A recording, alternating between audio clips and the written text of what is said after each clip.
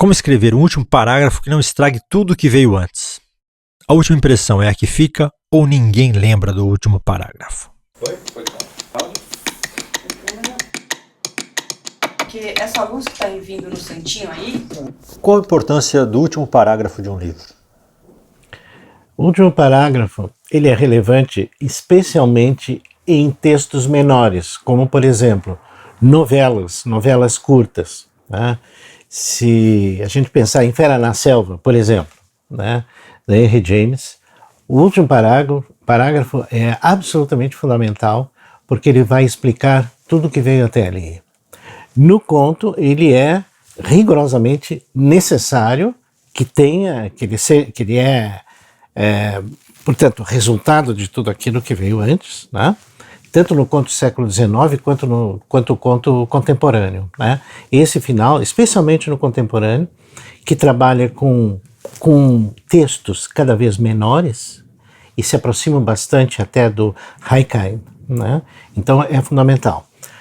No romance, eu creio que o melhor é para o escritor, quer dizer, o prazer e o deleite é mais do escritor do que do leitor. Quer dizer assim, o último parágrafo, normalmente, nos romances grandes, mesmo aqueles romances consagrados, né,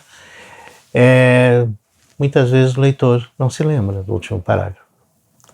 Mas para o escritor não, ele é fundamental. Né? Quer dizer, ele organiza o seu material em função desse último parágrafo e ele quer fazê-lo muito bom. Você está falando que o romance muitas vezes dispensa o último parágrafo, né? Ele não é fundamental. Uma exceção é o romance policial, né? Exatamente, o romance policial, ele de fato ele se fecha no último parágrafo, ou na última página, vamos dizer. Né? E ali é que então a gente vai ter a revelação da história. A partir daquelas pistas que o autor vai jogando no decorrer do texto, né? Então, de maneira inconsciente, vamos então dar um sentido a todas essas pistas na revelação do final. Né? Então, aí sim, ele é realmente necessário que seja um final bom, que arremate o livro, que dê explicações e dê aquela sensação de completude. Mas essa sensação, ela não é só do romance policial, digamos. O leitor gosta bastante de ler algo que quando chega no final lembra o início e dá aquela coisa circular, né? Então eu faço uma brincadeira com meus alunos de criação literária, eu digo, olha, se nada está funcionando, o final, pega o final e remete ao início. Todo mundo vai achar que lê uma obra-prima. Você começa um livro, você sabe o final? Sei o final. Eu não consigo trabalhar de outra forma. Né? Ele pode ter alguma variante, mas dentro daquele mesmo caráter que eu pensei para esse final. Então, é assim, ao escrever o primeiro parágrafo, eu já estou escrevendo o último, mentalmente, ou até já tenho escrito o último, né? Para não me perder, porque escrever um romance é como Ulisses, né? Tem que se amarrar no mastro, tapar os ouvidos para não ouvir as sereias, né? Porque escrever um romance você está ouvindo as sereias, então, vou para lá, não, vou para cá, para lá, para lá. O romance não vai funcionar. Então tem que ter, digamos, algo que oriente em termos de história que leve até o final. Mas atenção, isso é algo que está na personagem, porque a personagem é que faz existir um romance. A sucessão de episódios de um romance decorrem da personagem e não o contrário. Como chegar a um bom último parágrafo? Isso aí, pergunto para mim até. Eu não tenho nada a te ensinar. Bom, então, ele deve conter uma solução, tá? Não necessariamente explícita, para as questões que foram levantadas no decorrer da obra. Né? Esta é a questão. E nós temos que pensar, a meu ver é isso, né? Nós temos que pensar também naquela situação em que nem sempre o último parágrafo é o decisivo, mas um pouco antes do último parágrafo, não é?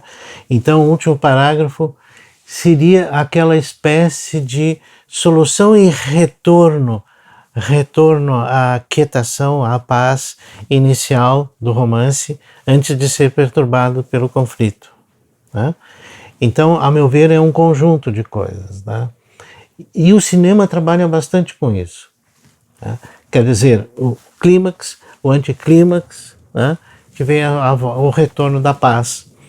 E muitas vezes o romance é assim, especialmente o romance clássico, né? Ele vai até certo ponto, vai aumentando a intensidade do conflito, né? Vem o grande momento da solução do conflito e depois, por vezes, o último parágrafo vem a ser digamos, esse retorno, né? Esse retorno aos momentos iniciais. E quanto ao final aberto, quando que ele é justificável ou mesmo necessário? Eu penso assim, o final aberto significa o final não explícito, nesse sentido. O final aberto, na verdade, tal como ele é entendido, é uma falácia. Por quê? Esse final aberto significa nós não conduzimos o leitor até a última linha. Nós o deixamos um pouco antes e agora ele tem todos os elementos para ir até o final. Mas este final já é previsto pelo autor. Ele quer que o leitor chegue por si mesmo a esse final. Qual será que é o final mais famoso da história da literatura? Bom, nós temos vários, né? Madame Bovary, talvez, né? Que ele é um final em que ela morre, né? E ele se arrepende, ou melhor, nem tanto, porque ele ficou durante o romance todo assim, meio um pateta e tal, não entendeu bem o que estava acontecendo, porque era um homem bastante banal, não é? Então, ao final, ele enfim, chora ali onde ela está morrendo. Talvez esse, não sei, é o que eu me lembro agora, mas há outros, né, que são igualmente marcantes. Até onde um final ruim pode estragar um livro? Vamos ver. Ou nunca estraga? Só a título de brincadeira, né, o que eu comento com meus alunos, né, ninguém gosta do final, pronto. Então eles ficam muito angustiados com o final, eu digo, não se preocupe por isso. Se for um mau romance, o final vai ser mau igual. Se for um bom romance, as pessoas não vão se preocupar muito com esse final, não vão estar exigindo muito desse final. Então, relaxem. Quais são os erros que um escritor pode cometer na hora de encerrar a sua narrativa? Eu acho que ser explícito, né? Eu acho que talvez este seja o grande problema de um final. Dizer aquilo que o leitor já sabe. Quer dizer, reiterar algo que o leitor já fez um movimento interno de percepção do que é aquilo, do que está acontecendo ali e do que é aquele final, né?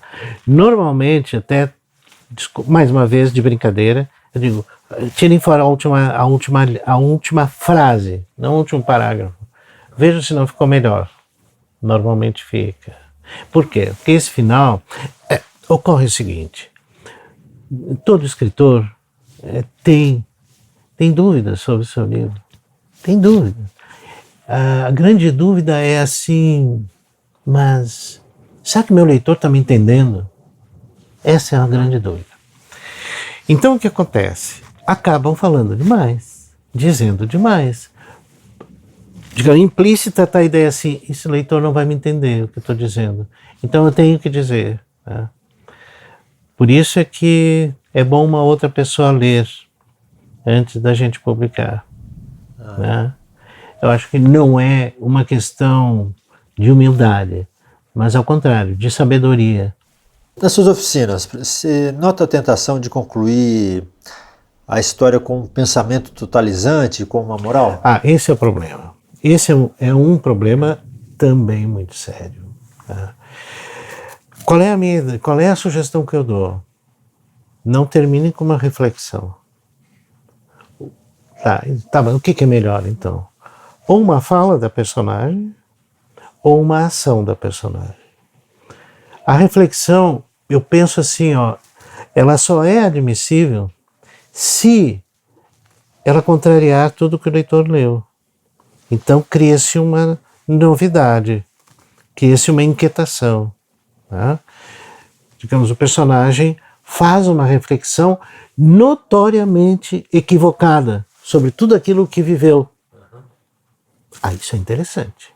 Agora, uma reflexão que diz aquilo que o leitor já leu, isso não tem sentido. O Machado faz o contrário, né? Mas dá certo. Ele dá, exatamente, dá certo, Vencedor das Batatas, tal. Isso aí, de fato, funciona, mas tem uma ironia nisso. Aí eu acho que tem sentido. Aí tem sentido. E nas suas oficinas, a conclusão do texto é um problema para os escritores? É um problema e por vezes eles superdimensionam isso.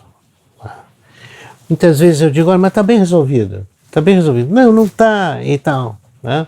Porque aí ocorre aquilo que o Sartre diz As Palavras, né? Que o grande problema o escritor é o menos indicado para ler a sua obra, porque ele vai ler não o que ele escreveu, mas o que ele não escreveu.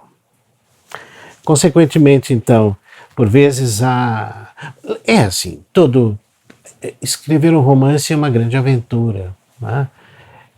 Se está sempre imaginando algo absolutamente transcendental, algo que vai transformar a literatura, algo que a gente jogou toda a nossa vida ali e tal. E chega um momento que aquilo tem que terminar, não é? Então, de terminar isto é uma diminuição, não é? É dar um fim, quer dizer, tudo aquilo que era um grande sonho se materializa num texto que tem um começo, meio e fim, né?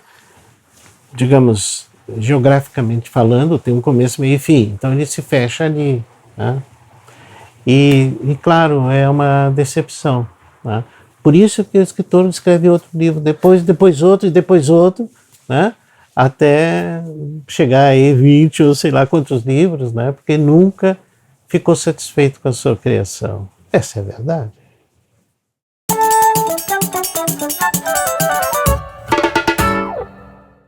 Honoré de Balzac nasceu na França em 1799. A Comédia Humana é o título pelo qual o autor decidiu chamar toda a produção de sua vida, formada por 95 obras, romances, novelas e contos. São mais de 10.600 páginas e mais de 2.500 personagens. Esses personagens eram retratados com muito realismo. Ninguém era totalmente bom, nem totalmente mau. Outra ideia inédita de Balzac foi a de fazer reaparecer suas personagens em diferentes obras, em diferentes estágios de suas vidas. Assim, cerca de 600 personagens participam de mais de um livro. Entre seus romances mais famosos estão Eugène Grandet, O Pai Goriot, O Lírio do Vale, As Ilusões Perdidas e A Mulher de 30 Anos, que deu origem ao termo balzaquiana.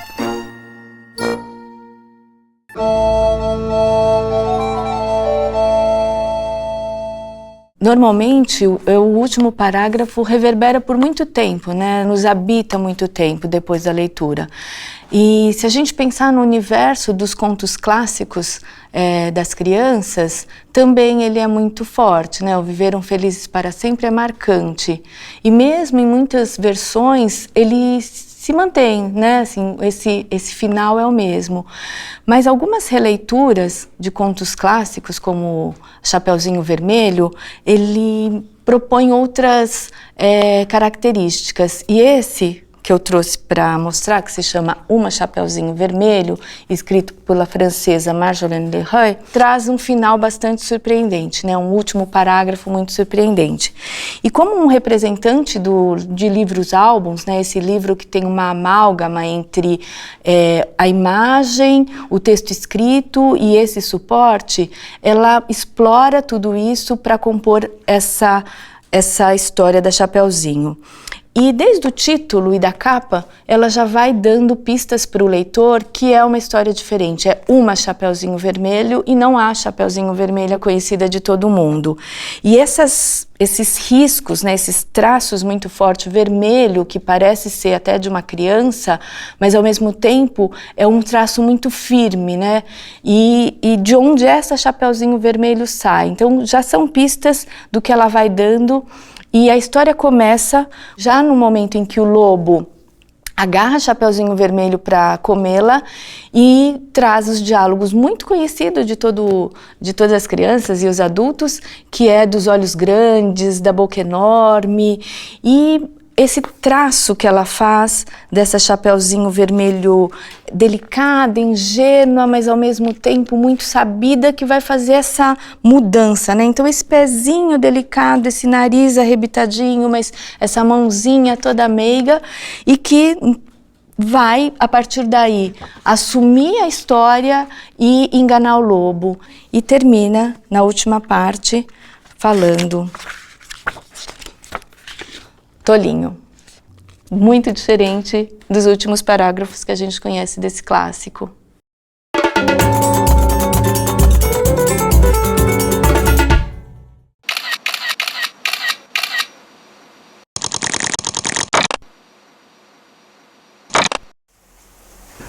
Escrevo preferentemente aqui, no meu escritório, mas também escrevo em outros lugares. Aprendi a fazer isso por necessidade.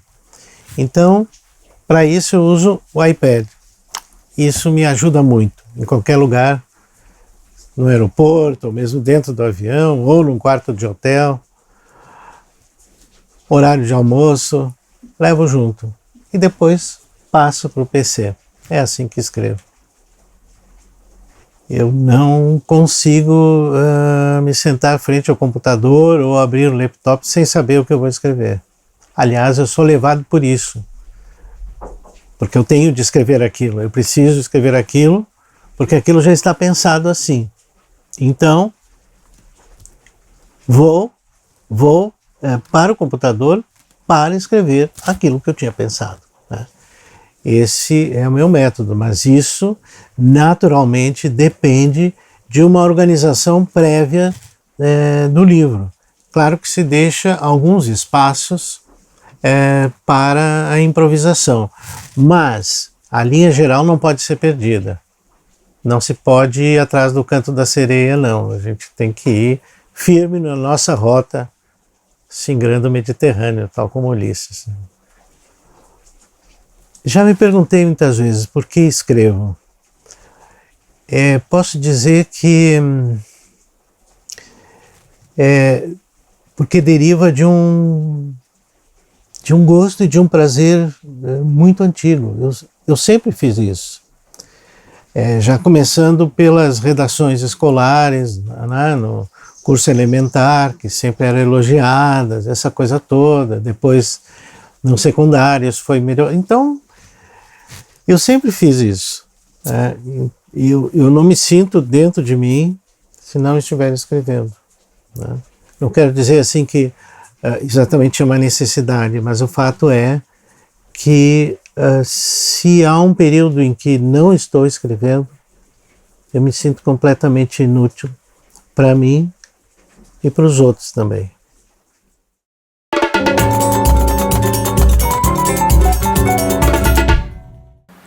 Lá fora há uma treva dos diabos, um grande silêncio. Entretanto, o luar entra por uma janela fechada e o Nordeste furioso espalha folhas secas no chão. É horrível. Se aparecesse alguém, estão todos dormindo. Se ao menos a criança chorasse, nem sequer tenho amizade a meu filho. Que miséria! Casimiro Lopes está dormindo, Marciano está dormindo, patifes, e eu vou ficar aqui às escuras até não sei que hora, até que, morto de fadiga, encoste a cabeça à mesa e descanse uns minutos. Esse é o fecho do grande romance São Bernardo, de Graciliano Ramos, de 1934. É um romance doloroso e profundo que narra a trajetória de Paulo Honório.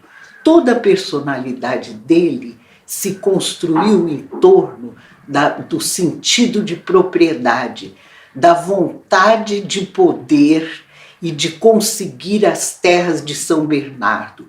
Para obter isso, ele passa por cima de tudo e todos, crimes, enganos, ele lesa pessoas, mas consegue obter o que desejava tão profundamente. A um dado momento, ele resolve se casar e escolhe Madalena, uma professora delicada e sensível, e paradoxalmente é a partir desse momento que o seu mundo se esboroa.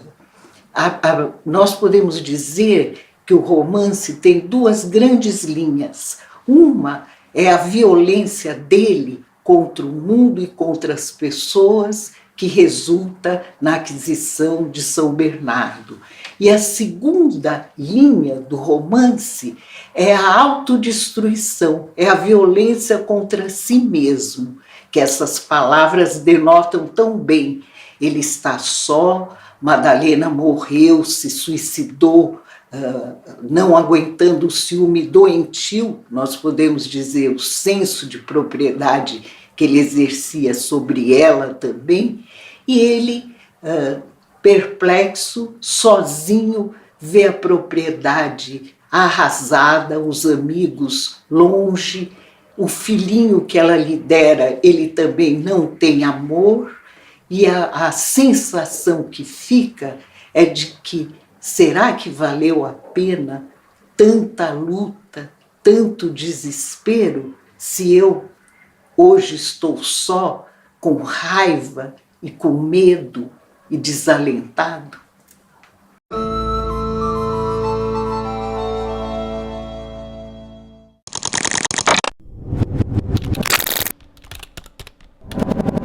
Take 1, Otacílio, revisor. É um trabalho de atenção e de minúcias, né? Além da preocupação com os erros de português, erros ortográficos, erros de concordância, de sintaxe em geral, você também tem que estar atento ao conteúdo. O autor, depois da primeira prova já feita, ele vai fazer as alterações, o que ele acha, se ele concorda com a sua dúvida ou não, e aí volta para a gente na segunda prova, para bater os erros e para ver as mudanças que o autor fez. E aí você também vê se está de acordo, ou se ele não cometeu algum deslize, porque quem escreve, ele está atento à ideia dele, né? Nem sempre ele está muito preocupado em colocar corretamente dentro da gramática, porque senão ele perde o foco da ideia dele. E, dependendo da circunstância, se a gente tiver tempo, faz até uma terceira prova. Mas, normalmente, essa terceira prova é só batida de emendas. Você pega a prova anterior, que está corrigida, né, e vê se a arte fez a mudança corretamente. E dicionário é constante a consulta, né? Embora a gente tenha conhecimento da nova ortografia, das regras, e conseguimos identificar um erro em qualquer frase, mas às vezes é preciso consultar para ratificar, né? O Monteiro Lobato diz que lutar com um erro ortográfico é uma luta quase que homérica. Durante o processo de revisão, eles se escondem, ficam invisíveis. Assim que o livro sai, eles se tornam visíveis, aparece como que um saci mostrando a língua em todas as páginas. Você pega tantos e tantos erros, né, mas se deixa passar um que é daqueles cabeludos, é terrível. Para você que deixou, e para revisão ou para a editora num todo, né? Porque é um trabalho de equipe, editores, revisores, aí te deixa mal. Mas é porque o erro é incrível, ele some às vezes. Você lê e não vê. Né? Muito bom.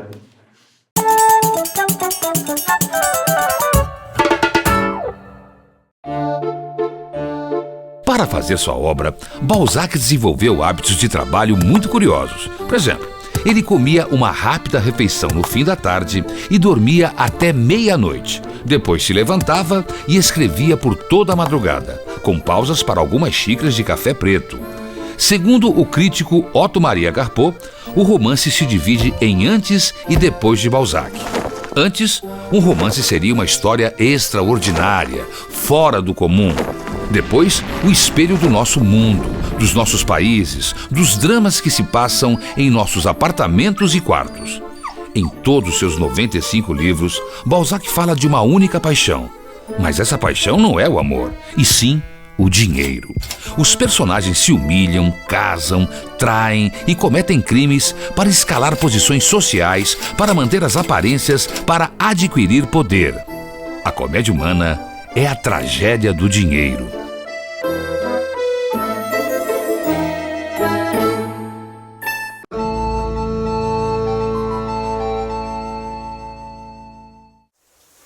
Eu recomendaria a leitura desta novela de Henry James, A Fera na Selva, uma tradução do Fernando Sabino. Uma novela arrebatadora, perfeita, a história da May e do Marshall, que passam uma vida inteira sem se dar conta do grande amor que os unia. No final, que é surpreendente e arrebatador, ele nos mostra que, de fato, já havia acontecido o que Marshall dizia e esperava tanto em sua vida. Recomendo, é para nunca mais esquecer.